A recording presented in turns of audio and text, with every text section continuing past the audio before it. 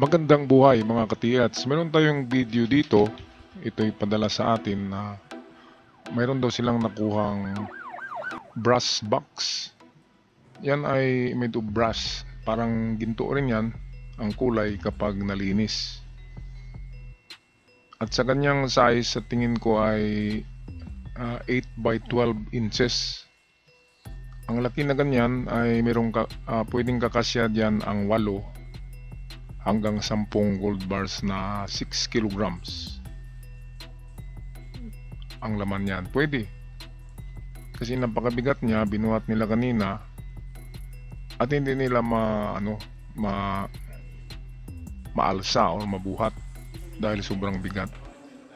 Diyan pa lamang sa box na ito, kahit walang laman yan, titimbang na yan ng 8 kilos kasi makapal yan. At talagang mabigat kasi brass.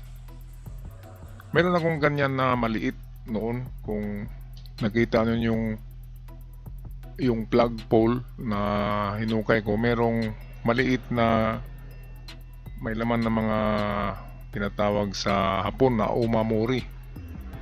Kaya omamori ang ang Facebook ko, umamori, dahil sa natagpuan ko na yon na parang parang remembrance na mga antique o ang umamori. Maliit na mga box lang yan. Pampaswerte ang umamori, kaya umamori ang napili kong Facebook name.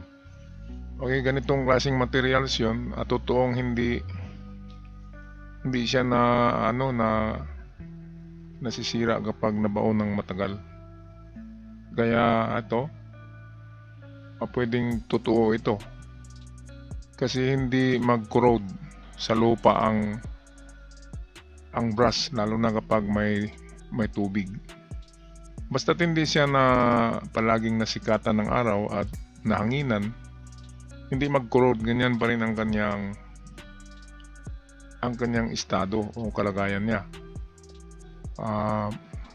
Parang kunti lang ang sa kanya, nababago.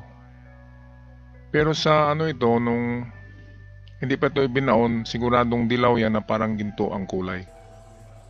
Kaya sa tingin ko ay talagang treasure chest ito or treasure box.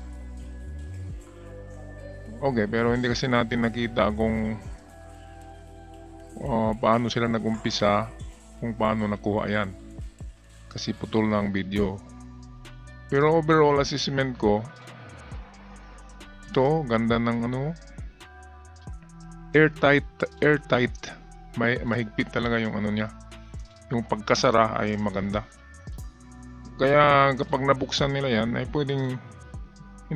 siguradong merong laman yan, pero hindi natin alam. Ang mga treasure chest kasi tinatawag yan na jewelry box na malalaki. So pwedeng mga alahas lang ang laman yan, punong-puno. Pero dahil antigo at siyempre mga carats noon, ang tataas ng carats noon 22 carats, 24 carats, 21 carats. So kanyang mga kilatis ang laman yan ng mga alahas, kung hindi man yan gold bars. Pero sabi ko na kanina, ang laman nito ay pwedeng 8 hanggang 10 maliliit na gold bars. Okay, kapag ganyan ang nakita nyo kapag nahukay kayo mga ka-TH, 100% na may halaga talaga yan.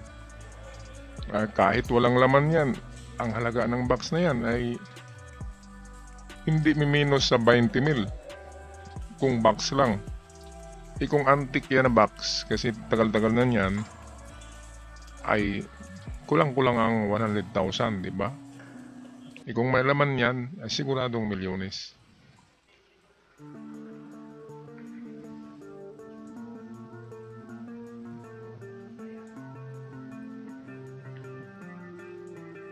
Ito yung akma nilang buhatin pero hindi mabuhat. Mabigat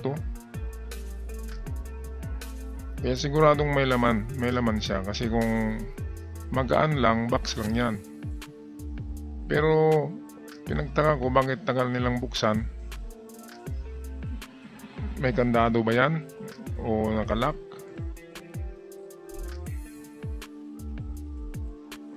Okay, so ayan no. Kung tingnan mo ay parang kahoy ang kanyang kulay. Pero yan ay brass.